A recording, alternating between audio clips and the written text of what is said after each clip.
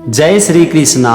आज हम समझेंगे श्रीमद् भागवत गीता के 5वें अध्याय का 19वां श्लोक। इस श्लोक में भगवान श्री कृष्ण अर्जुन से कहते हैं, इहैव तैर्जितः सर्गो येषां साम्ये स्थितं मनः निर्दोषं हि समं ब्रह्म तस्मात् ब्रह्मणि ते स्थिताः। चलो सबसे पहले हम श्लोक के एक एक शब्द का मतलब समझते हैं, फिर हम समझेंगे पूरे श्लोक का मतलब। और यहाँ पर सबसे पहला शब्द है इहैव। इसमें दो शब्द है, इह और एव। यहाँ पर इह का मतलब है इस जीवन में और एव मतलब ही। इसके बाद है तैर्जितः। इसमें भी दो शब्द है, तैः और जितः।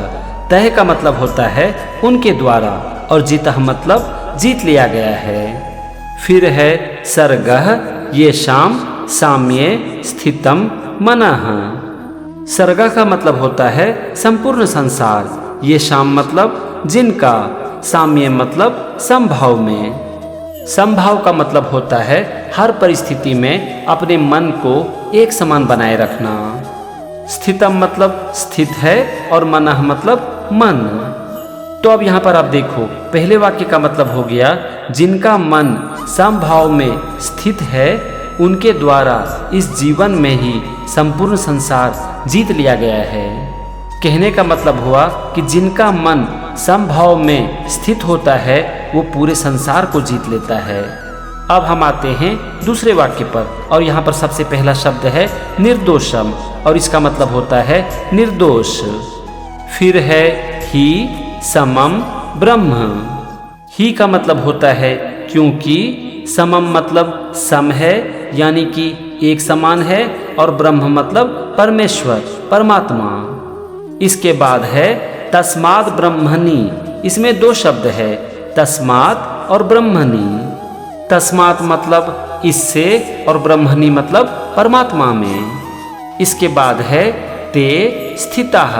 ते का मतलब होता है वे और स्थिताः मतलब स्थित है। तो अब यहाँ पर आप देखो, दूसरे वाक्य का मतलब हो गया क्योंकि परमात्मा निर्दोष और सम है, इससे वे परमात्मा में ही स्थित है।